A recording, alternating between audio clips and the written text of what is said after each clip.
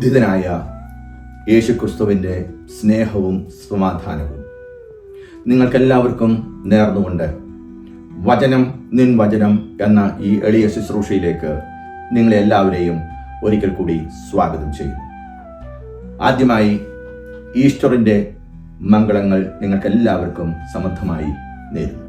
പ്രിയ സഹോദരങ്ങളെ, കത്തോലിക്ക സഭയുടെ മതബോധന ഗ്രന്ഥം 1169 ഖണ്ഡികയിൽ ഈസ്റ്ററിനെ ഇങ്ങനെ നിർവചിക്കുന്നുണ്ട്.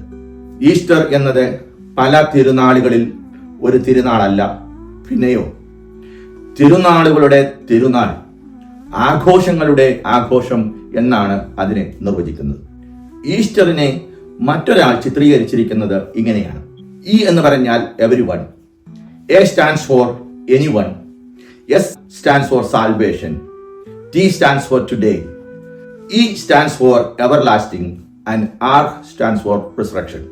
അതിനെ ചുരുക്കത്തിൽ ഇങ്ങനെയാണ് സംശീകരിച്ചിരിക്കുന്നത്. With his resurrection, salvation and everlasting life is guaranteed today for everyone and anyone. പ്രിയ സഹോദരങ്ങളെ, നമ്മുടെ കടന്നുപോയ ഈ ജീവിതത്തിൽ എത്രയോ ദുഃഖവെള്ളികളും എത്രയോ ഈസ്റ്ററുകളുമുണ്ട്. ഈസ്റ്ററിന്റെ ആഘോഷങ്ങൾക്ക് ശേഷം മനുഷ്യ മനസ്സിൽ എന്നെങ്കിലും എപ്പോഴെങ്കിലും ഒരു വ്യത്യാസം, ഒരു ചേഞ്ച് ഉണ്ടായിട്ടുണ്ടോ എന്ന് ഞാൻ ചിന്തിക്കുന്നത് നല്ലതാണ്. ഉണ്ടായിട്ടില്ല എന്നുള്ളതാണ് സത്യം. ഈ ഈസ്റ്റർ ആഘോഷിക്കുന്ന അവസരത്തിൽ നമ്മുടെ മനസ്സിനെയും ഹൃദയത്തെയും ദൈവത്തെങ്കിലേക്ക് അടുപ്പിക്കുവാനുള്ള 1-2 സാധ്യതകൾ നിങ്ങളുടെ മുമ്പിൽ വെക്കുവാനായിട്ടാണ് ഞാൻ ഇവിടെ നിൽക്കുന്നത്. ഞാനിത് പറയുമ്പോൾ പ്രിയ സഹോദരങ്ങൾ, നിങ്ങൾ ആരും തെറ്റിദ്ധരിക്കേണ്ട ആവശ്യമില്ല. ഞാൻ ഒരു വിശുദ്ധനും നിന്നെ കേൾക്കുന്നവർ പാപികളുമാണ് എന്ന് ഒരിക്കലും ദയവായി ചിന്തിക്കരുത്. എൻ്റെ യൗവനത്തിന്റെ കാലഘട്ടത്തിൽ സാധാരണക്കാരനായ ഒരു മനുഷ്യനായിട്ടാണ് ഞാനും കടന്നുപോയിട്ട്. എന്നാൽ ഈ അമേരിക്കയിൽ വന്നതിന് ശേഷം എൻ്റെ ജീവിതത്തിന്റെ അനുഭവങ്ങൾ എന്നെ ഒരുപാട് കാര്യങ്ങൾ പഠിപ്പിക്കുകയുണ്ടായി. വിശുദ്ധ പൗലോസ് ശ്ലീഹ റോമാക്കാർക്ക് എഴുതിയ ലേഖനം 5-ാം അധ്യായം 5-ാം വാക്യത്തിൽ പറയുന്നത് പോലെ, പ്രത്യാശയുള്ളവൻ ഒരിക്കലും നിരാശനാകുന്നില്ല. കാരണം പരിശുദ്ധാത്മാവ് വഴി നമ്മുടെ ഹൃദയത്തിലേക്ക് ദൈവസ്നേഹം ചൊരിയപ്പെടുന്നു. ഈ ദൈവസ്നേഹം തിരിച്ചറിയുമ്പോഴാണ് നാം യഥാർത്ഥത്തിൽ വേറൊരു മനുഷ്യനായി മാറുന്നത്. ഞാൻ ഈ അമേരിക്കയിൽ വരുമ്പോൾ എനിക്ക് ആദ്യമായി കിട്ടിയ ഒരു ജോലി ഒരു 7-Eleven ക്ലർക്കായിട്ടാണ്. അന്ന് ജോലിയെടുത്ത് ആ സ്റ്റോറിലെ ഗാർബേജുകളെല്ലാം കൊണ്ട് ഡംസ്റ്ററിൽ കൊണ്ടിടുന്ന അവസരത്തിൽ ആ ഡംസ്റ്ററിന്റെ അടുത്ത് നിന്ന് ഹൃദയം പൊട്ടി ഞാൻ കരഞ്ഞിട്ടുണ്ട്. വിശുദ്ധ പൗലോസ് ശ്ലീഹ പറഞ്ഞതുപോലെ, പ്രത്യാശ നഷ്ടപ്പെട്ട ഒരു മനുഷ്യൻ ആയിരുന്നു ഞാൻ എങ്കിൽ ഒരിക്കലും ആ ദൈവസ്നേഹം എന്നിലേക്ക് ഒഴുകുകയില്ലായിരുന്നു. ആ ദൈവസ്നേഹം ഞാൻ തിരിച്ചറിയുവാൻ തുടങ്ങിയ അവസരത്തിലാണ് ഞാൻ മറ്റൊരു മനുഷ്യനായി മാറുവാൻ ശ്രമിച്ചത്. പ്രിയ സഹോദരങ്ങളെ, ഞാൻ എൻ്റെ ജീവിത ചരിത്രങ്ങൾ പറയുവാനായിട്ടല്ല ഇവിടെ നിൽക്കുന്നത്. എല്ലാ മനുഷ്യർക്കും ജീവിതത്തിൽ പല സാധ്യതകളുമുണ്ട്. വെളിപാടിന്റെ പുസ്തകം 3-ാം അധ്യായം 20-ാം വാക്യത്തിൽ നമ്മളോട് ദൈവമായ കർത്താവ് ഇങ്ങനെ പറയുന്നുണ്ട്: ആരെങ്കിലും എന്റെ സ്വരം കേട്ട് വാതിൽ തുറന്നു തന്നാൽ ഞാൻ അവന്റെ അടുത്തേക്ക് വരും, ഞങ്ങൾ ഒരുമിച്ച് ഭക്ഷിക്കുകയും ചെയ്യും. ഇത് ദൈവം ലവോക്യായിലെ സഭയ്ക്ക് വേണ്ടി വിശുദ്ധ യോഹന്നാനിലൂടെ വെളിപ്പെടുത്തി കൊടുത്ത ഒരു വചനമാണ്. പ്രിയ സഹോദരങ്ങളെ, ലവോക്യായിലെ സഭയ്ക്ക് വേണ്ടി എഴുതി എന്നുള്ളത് മാറ്റി നിർത്തി ഈ വചനം മാത്രമായി നാം ഒന്നെടുത്ത് നോക്കിയ പ്രിയ സഹോദരങ്ങളെ, അനേക ക്രിസ്മസുകളും അനേകം ഈസ്റ്ററുകളും നമ്മുടെ ജീവിതത്തിൽ കടന്നു പോയിട്ടുണ്ടെങ്കിലും സാരമായ ഒരു വ്യത്യാസവും നമ്മുടെ ജീവിതത്തിൽ ഉണ്ടായിട്ടില്ല. അനേകം അത്ഭുതങ്ങളും അടയാളങ്ങളും നാം കണ്ടു എങ്കിലും കാര്യമായ യാതൊരു വ്യത്യാസവും നമ്മുടെ ജീവിതത്തിൽ ഉണ്ടായിട്ടില്ല. നമ്മുടെ ഹൃദയമാകുന്ന വാതിൽ ഇപ്പോഴും അടഞ്ഞു കിടക്കുകയാണ്. കർത്താവായ യേശുക്രിസ്തു എന്റെയും നിങ്ങളുടെയും ഹൃദയത്തിന്റെ വാതിലിൽ വന്ന് മുട്ടുമ്പോൾ ഞാനും നിങ്ങളും അത് തുറന്നു കൊടുക്കാൻ വിസമ്മതിക്കുകയാണ്. കർത്താവ് നമ്മളോട് പറയുന്നത്, നീ വാതിൽ തുറന്നു തന്നാൽ ഞാൻ അകത്ത് പ്രവേശിക്കുകയും നിന്നോടൊത്ത് ഭക്ഷണം കഴിക്കുകയും ചെയ്യും. ഞാനോ നിങ്ങളോ കർത്താവിനോടൊപ്പം ഭക്ഷണം കഴിക്കുവാൻ, കർത്താവിനെ എതിരേക്കുവാൻ, നമ്മുടെ ഹൃദയത്തിലേക്ക് എതിരേക്കുവാൻ ഈ ഈസ്റ്ററിന്റെ സമയത്ത് ഒരുക്കമാണ്? പലപ്പോഴും അല്ല എന്നുള്ളതാണ് സത്യം. പ്രിയ സഹോദരങ്ങളെ, നമുക്ക് കാണാം വിശുദ്ധ യോഹന്നാന്റെ സുവിശേഷം 11-ാം അധ്യായം 43-ാം വാക്യത്തിൽ നമ്മുടെ കർത്താവായ യേശുക്രിസ്തു മർത്തയുടെയും മറിയത്തിന്റെയും സഹോദരനായ ലാസറിനെ മരണത്തിന് ശേഷം ഉയർപ്പിക്കുന്ന ഭാഗം. ഇത് നാം അനേകം പ്രാവശ്യം കേട്ടിട്ടുള്ള വചനമാണ്. എങ്കിലും ഒന്ന് ചിന്തിച്ചു നോക്കുക. യേശു ലാസറിന്റെ കല്ലറയുടെ മുമ്പിൽ നിന്നുകൊണ്ട്, ലാസറേ നീ പുറത്തു വരിക. അപ്പോൾ അവൻ മരിച്ചവരിൽ നിന്ന് പുറത്തു വന്നു. ഇങ്ങനെയാണ് വചനം നമ്മളോട് പറയുന്നത്. പ്രിയ സഹോദരങ്ങളെ, ലാസറേ നീ പുറത്തു വരിക എന്നുള്ള യേശുവിന്റെ ആ വിളിയായിരുന്നു. യേശു ഇന്നും നമ്മുടെ ഹൃദയത്തിന്റെ വാതിലുകളിൽ, മകനെ മകളെ വാതിൽ തുറക്കൂ, ഞാൻ നിന്നോടൊപ്പം ഭക്ഷണം കഴിക്കുവാൻ ആഗ്രഹിക്കുന്നു.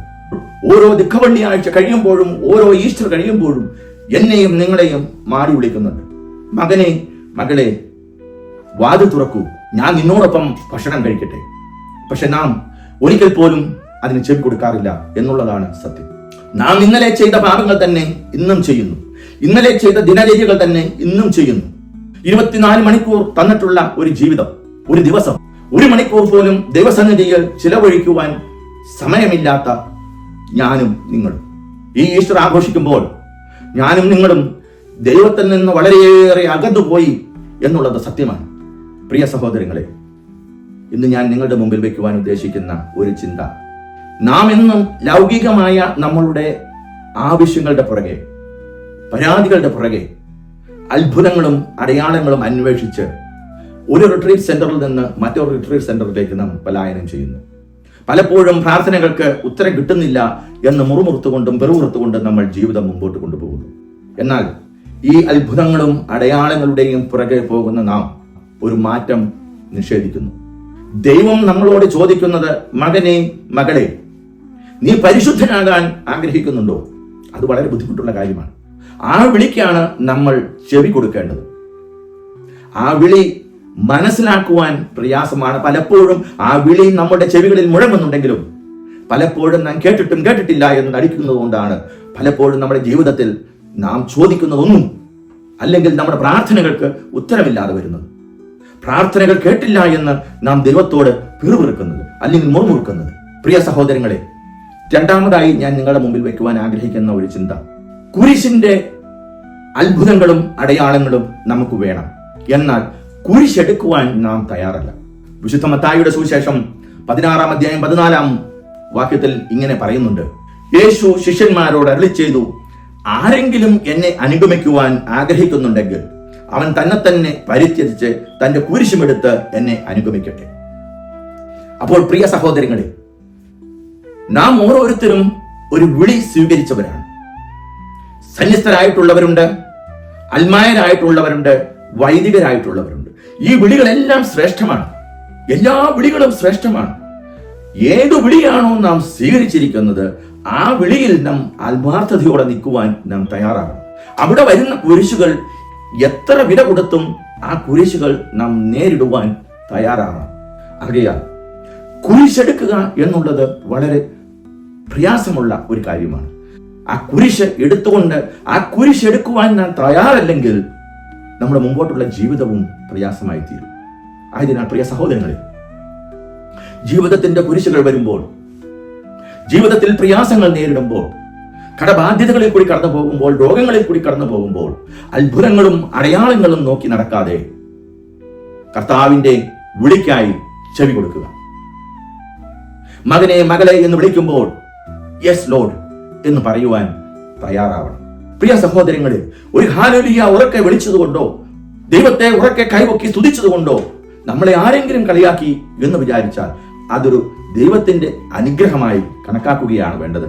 അല്ലാതെ നാളെ മുതൽ ലോകം പറയുന്നത് കേട്ട് കൈതാത്തിയിട്ട് ദൈവത്തെ സ്തുതിക്കാതിരിക്കുകയല്ല വേണ്ടത്. ഇതിനോടനുബന്ധിച്ചുള്ള മൂന്നാമത്തെ ചിന്ത, നാം അനുഗ്രഹങ്ങൾ തേടുന്നു, പക്ഷേ പരിശുദ്ധി നിഷേധിക്കുന്നു. വചനം നമ്മളോട് 1 പത്രോസ് 1:16 ഇങ്ങനെ പറയുന്നു, ഞാൻ പരിശുദ്ധനായിരിക്കുന്നതിനാൽ നിങ്ങളും പരിശുദ്ധരായിരിക്കുകയും.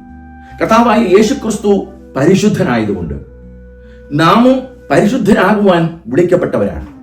യേശു മരണത്തെ തോൽപ്പിച്ചുകൊണ്ട് കല്ലറകൾ തുറന്ന് ഉയർക്കപ്പെട്ടവനാണെങ്കിൽ, പ്രശസ്തനായ ബില്ലി ഗ്രഹാം പറഞ്ഞതുപോലെ, യേശുക്രിസ്തുവിന്റെ ഉത്ഥാനം ചരിത്രത്തിലെ ഏറ്റവും ഉറപ്പുള്ള സത്യങ്ങളിൽ ഒന്നാണ്.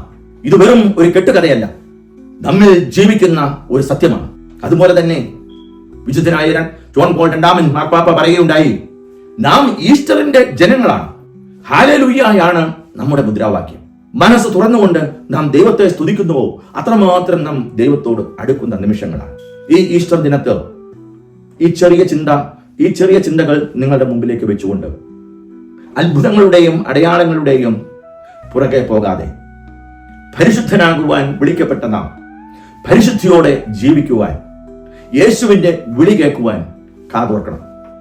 അതല്ലെങ്കിൽ ഈ ദുഃഖവെള്ളിയാഴ്ച കൊണ്ടോ ഈ ഈസ്റ്റർ ആഘോഷം കൊണ്ടോ പ്രിയ സഹോദരങ്ങളെ ഒരു പ്രയോജനവുമില്ല. ദുഃഖവെള്ളികൾ ഇനിയും വരും, ഈസ്റ്ററുകൾ ഇനിയും വരും. പക്ഷേ മനുഷ്യൻ മാത്രം മാറുകയില്ല. അവന്റെ ലോകമോഹങ്ങളിൽ നിന്ന് ഒരു വിടുതൽ അവന് അസാധ്യമാണ്. പ്രിയ സഹോദരങ്ങളെ, മരണത്തെ തോൽപ്പിച്ച് ഉയർത്തെഴുന്നേറ്റ യേശു ക്രിസ്തുവിന്റെ ഉയർപ്പാണ് നമ്മുടെ വിശ്വാസത്തിന്റെ, കത്തോലിക്ക വിശ്വാസത്തിന്റെ ഫൗണ്ടേഷൻ എന്ന് നാം പറയുന്നത്.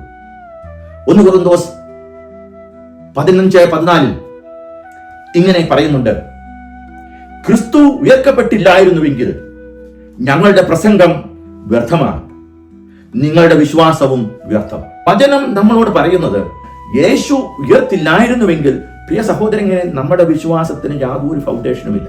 യേശു ക്രിസ്തു ഉയർത്തെഴുന്നേറ്റു എന്നുള്ളത് ഒരു സത്യമാണ്, ഒരു ചരിത്ര സത്യമാണ്.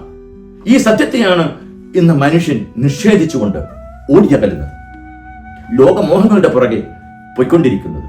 ഇന്നത്തെ ഈ തലമുറയുടെ ഏറ്റവും വലിയ ഒരു ശാപം എന്ന് പറയുന്നത് തന്നെ ദൈവവിശ്വാസത്തിൽ നിന്നുള്ള ഒരു അകൽച്ചയാണ്.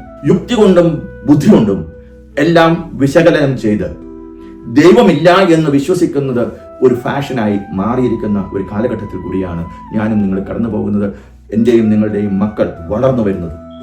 ആകയാൽ പ്രിയ മാതാപിതാക്കളെ, മക്കളെ വിശ്വാസത്തിൽ വളർത്തുവാൻ ഈ ഈസ്റ്റർ നാം ആഘോഷിക്കുന്ന സമയത്ത് നമുക്ക് ഇങ്ങനെ പ്രാർത്ഥിക്കുവാൻ സാധിക്കണം: അങ്ങയുടെ കല്ലറയുടെ കല്ല് മാറ്റപ്പെട്ടതുപോലെ ഞങ്ങളുടെ പ്രശ്നങ്ങളെ മാറ്റാതെ ഞങ്ങളെ തന്നെ മാറ്റണമേ എന്ന് ഈ അവസരത്ത് കർത്താവായ ദൈവമേ അങ്ങയുടെ മുമ്പിൽ ഞങ്ങൾ പ്രാർത്ഥിക്കുന്നു.